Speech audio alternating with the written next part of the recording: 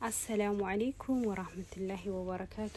ውድና የተከበራችሁ ውድ ተመልካቾች እንዴት ናችሁ? እንዲሁም ሰላም ውድ ተመልካቾቼ፣ እኔ ጋር አለሁላችሁ አልሐምዱሊላህ። ዛሬ ማቀርብላችሁ ትረካ ነው። ትረካ ሀያቱ ሶሃባ ክፍል 1። አብዱላህ ኢብኑ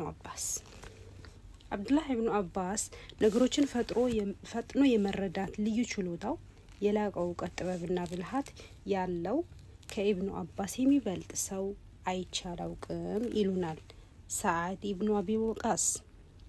አብዱላህ የታላቁ ነቢይ አጎት የሆኑት የአባስ ኢብኑ አብዱል ሙጠሊብ ልጅ ነበር። ከሂጅራ 3 ዓመት ብቻ ቀድሞ ነበር የተወለደው። ነቢዩ ሲሞቱ አብዱላህ 13 ዓመቱ ነበር። ገና እንደተወለደ ነበር እናቱ ወደ ተባረኩት ነቢይ ዘንድ ይዛው የሄደችው። እሳቸውም ጡት መጥባት ከመጀመሩ በፊት ቱፍታቸውን ያቀመሱት።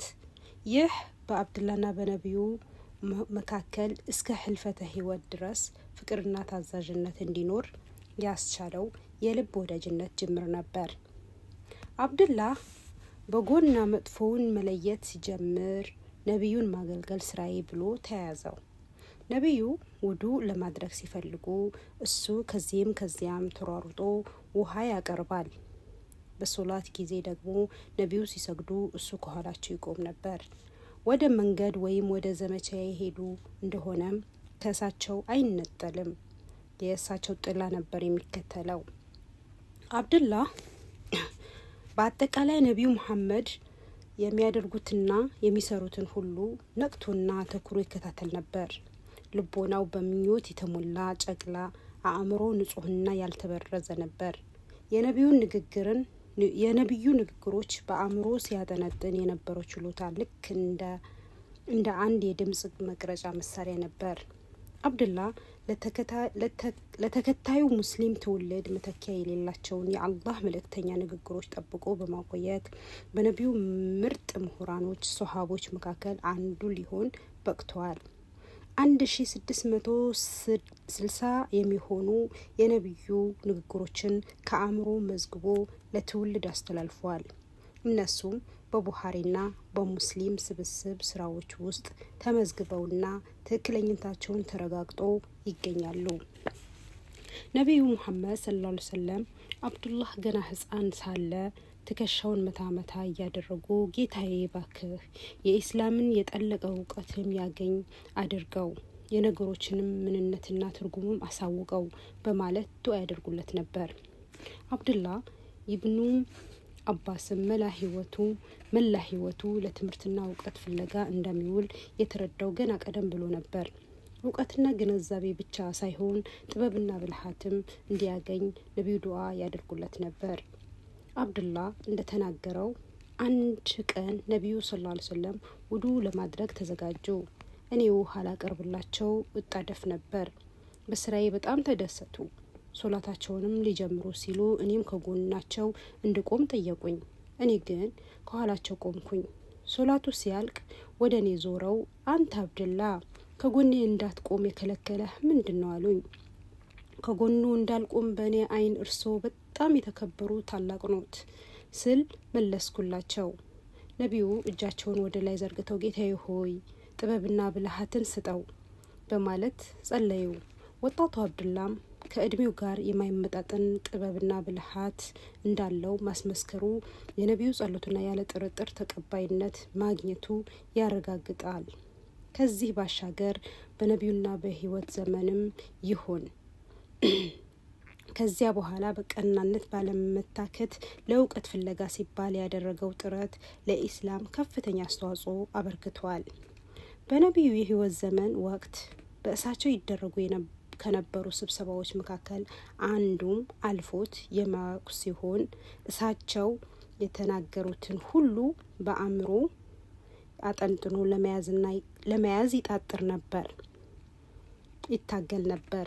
ነቢዩ ካለፉም በኋላ ከታላላቅ ሶሃባዎች ዘንድ በመሄድ ነቢዩ ያስተማሯቸውን ይቀስም ነበር። እሱ የማያውቀውን የነቢዩን አንድ ንግግር የሚያውቅ ሰው አለ የሚል ወሬ ከሰማ እዚያው ድረስ ፈጥኖ በመሄድ ይመዘግብ ነበር።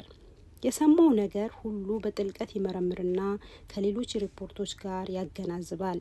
አንዲት ነገር ለማረጋገጥ እስከ 30 ሶሃቦች ያነጋግራል። አንድ ጊዜ እሱ የማያውቀው ሐዲስ አንድ የነቢዩ መሐመድ ሰለላሁ ዐለይሂ ወሰለም ባልደረባ እንደሚያውቅ ወሬ ሰምቶ ስላደረገው ጥረት እንዲህ ሲል ዘግቧል። በቀትር የመኝታ ሰዓት ቀይሉላህ ወደ እሱ ቤት ሄድኩ። ከቤቱ በር ላይ ካባዬ አንጥፌ እስኪነቃ ጠበቅኩት። ነፋሱ አቧራውን ያነሳ ያለብሰኝ ነበር። ብፈልግ ኖሮ እንዲፈቅድልኝ በጠየቅኩትና ያለምንም ጥርጥር ባስገባኝ ነበር። እኔ ግን እንቅልፉ መጨረስ ይችል ዘንድ መጠበቁን መረጥኩ። ሰውየውም ከቤቱ ሲወጣ እንደዚያ ሆኜ ሲያየኝ አንተ የነቢዩ አጎት ልጅ ምን ነካ? ብትልክብኝ ኖሮ እኔው ራሴ እመጣ አልነበር አለ። ወደ አንተ መምጣት ያለብኝ እኔ ነኝ። እውቀት ተፈልጎ እንጂ እንዲሁ ራሱ አይመጣ አልኩት። ከዚያም ስለ ሐዲሱ ጠይቄው ከሱ ተማርኩ። በእንዲህ አይነት ሁኔታ ለእውቀት ቆርጦ የተነሳው አብዱላህ ረዲየላሁ አንሁ በተደጋጋሚ ሰዎችን ይጠይቃል። ለእውቀት በሚጓጓውና በአስተዋይ አእምሮ ያገኘውን ኢንፎርሜሽን ይመረምራል። አብዱላህ የሚታወቀው ሐዲሶችን በመሰብሰብ ብቻ አልነበረም። እጅግ ብዛት ባላቸው ሌሎችም መስኮችም እውቀት ለማካበት ይጥር ነበር። እንደ ዘይድ ኢብኑ ሳቢት ረዲየላሁ ላሉ ሰዎች ልዩ አድናቆት ነበረው።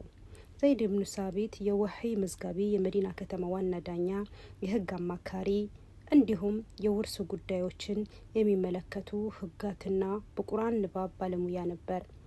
ዘይድ መንገድ ለመሄድ ሲያስብ ወጣቱ አብዱላህ በታላቅ ትህትና ከጎኑ ቆሞ የመጓጓዣ ልጓም በመያዝ አለቃው ፊት የቆመ ትሁት አሽከር ነበር የሚመስለው። ዘይድም አንተ የነቢዩ አጎት ልጅ እንዲህ አትሆን እንጂ ይለው ነበር፣ ትህትናው እያስጨነቀው።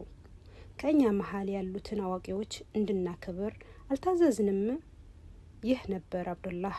ዘይድን መልሶ እስኪ እጅህን አሳየኝ ይለው ነበር። አብዱላህ እጁን ይዘረጋለታል። ዘይድም እጁን ይዞ ይስመውና እኛም የነቢዩ ቤተሰብ አባላት እንድናከብር ታዘናል ይለዋል። አብዱላህ እድሜ እየገፋ ሲሄድ የአእምሮ ብስለትም እየጨመረ ሄደ። መስሩቅ ስለ እሱ ሲናገር እንዲህ ይላል። ኢብኑ አባስን በማይበት ወቅት ከወንዱ ሁሉ እጅግ በጣም ቆንጆ እሱ ነው እል ነበር። በሚናገር ጊዜ ከሰው ሁሉ እጅግ በጣም ንግግር አዋቂ እሱ ነው እል ነበር። ከሰው ጋር ሲያወራ ስሰማ ደግሞ ከሰዎች ሁሉ እጅግ በጣም አዋቂ እሱ ነው እል ነበር። ኸሊፋውም ዑመር ኢብኑል ኸጣብ በታላላቅ የእስላማዊ ማስተዳደር ጉዳዮች ላይ ምክሩን እንዲለግሳቸው ብዙ ጊዜ ጠይቁትም የነበሩ ሲሆን ብስለት ያለው ወጣት ሲሉም አድናቆታቸው ገልጸዋል። ሰዓድ ኢብኑ አቢ ወቃስ ረዲየላሁ አንሁ ደግሞ በሚከተሉት ቃላት ይገልጸዋል። ነገሮችን ፈጥኖ የመረዳት የበለጠ እውቀት፣ ታላቅ ጥበብና ብልሃት ያለው ከኢብኑ አባስ የሚበልጥ ሰው አይቼ አላውቅም። በሙሐጅሪንና በአንሷር መካከል የበድር አርበኞች ፊት በከባድ ችግሮች ላይ ውይይት እንዲካፈል ዑመር ጋብዘውት አይቻለሁ። በውይይቱ ላይም ኢብኑ አባስ ንቁ ተሳታፊ ነበር። ዑመር ደግሞ እሱ የሚለውን አይንቁም ነበር። የዛሬው ክፍል በዚህ እናበቃለን። ቀጣዩ ክፍል 2 ይዘን እንቀርባለን። እስከዛው ቸር ያቆየን።